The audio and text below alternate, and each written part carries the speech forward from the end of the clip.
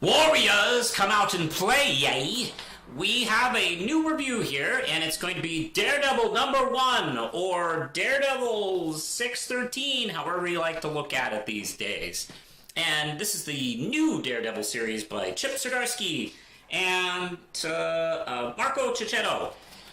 And first, before I get any further, the new comic reviews on the channel this month are brought to you by Spirit's Destiny #2. The Kickstarter is going on right now. It's past its goal, but if you take part, it can actually make its stretch goals. Therefore, everybody who donated gets a neat, cool thing extra on top of what you were going to get. So, without further ado, let's talk about this Daredevil #1, shall we? Alright, now, I have not reviewed the last two arcs, Death of Daredevil and Man Without Fear. I will possibly post reviews of those two, maybe, but long story short, that they exist. So, let's talk about this one, because what happened in those stories was Matt got hit by a truck, and he almost died. He went through some surgeries, and he has been able to recover, but he is a little bit damaged. And when you're a superhero that jumps around buildings and stuff like that with no super extra hardcore magic powers, that's a little more difficult to get over. And apparently he has stopped being a lawyer, or at least is trying to figure out if he wants to continue being a lawyer. In the first scene, he actually meets up with this woman whose name I don't catch, actually. He is in a bar tracking some criminals, but of course, Matt being Matt, kind of gets in this really cool conversation with her. And of course, we get some flashbacks to a priest, Father Cathal, who apparently was a bit of an influence on Matt's thinking. Yeah, there was more than just stick. He had this guy kind of putting ideas into his head about man's laws and God's laws, and what's doing right, you'll kind of fall sometimes in between, which is an interesting thing for a priest to tell a kid, but there you go. Then, of course, we cut back to Matt's apartment, where they went back and they slept together, because of course, I mean, Daredevil eats more pussy than Alf, for God's sakes. But what's interesting is this woman was like, she's really interesting because she's like, hey, it's cool, you don't have to call me, you seemed interested, so, and you being blind is really intriguing. And that makes Matt feel a little oddly used, like, oh no, not me.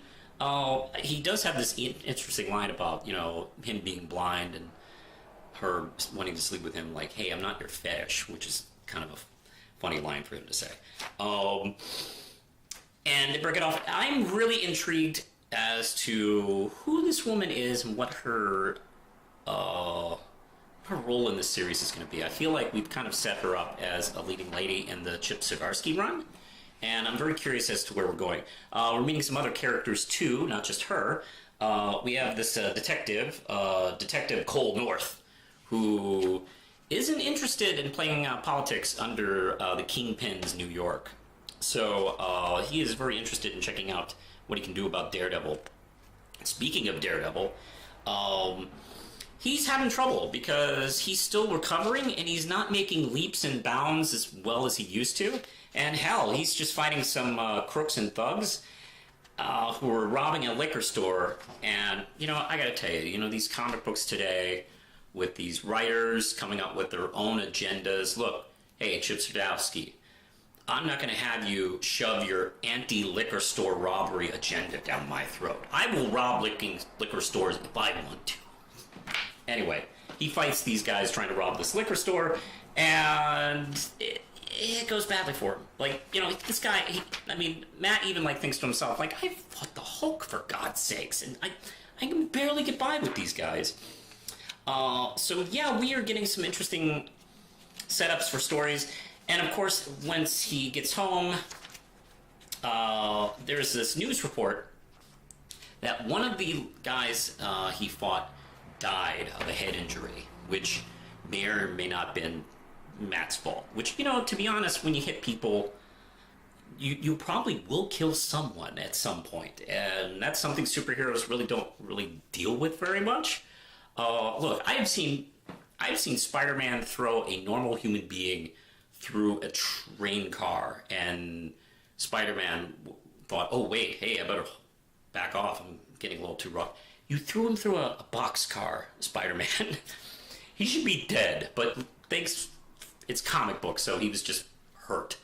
So yeah, I'm curious to see where they're going. If it really was Matt's fault, or maybe he's being set up. Would not doubt either. This is excellent. I absolutely love this. Charles Soule's run was a really good, interesting one, but it had its ups and downs. Man, this is a great first issue. Loved it. I'm a fan of Chip Zdarsky's work with Spider-Man and Sex Criminals. He's a really good creator, and I was really excited when he took this book over, and I can't wait to see what he does with this. 5 out of 5 Ram Chips. Go check it out. And you can hit me up on social media. I'm at Twitter, Facebook. You can support this channel on Patreon just at $1 a month. And don't forget, Spirit's Destiny number 2 is still available. You can support the book right now. Oh, okay, well, I'm done after all that, so push the button, Lindsay.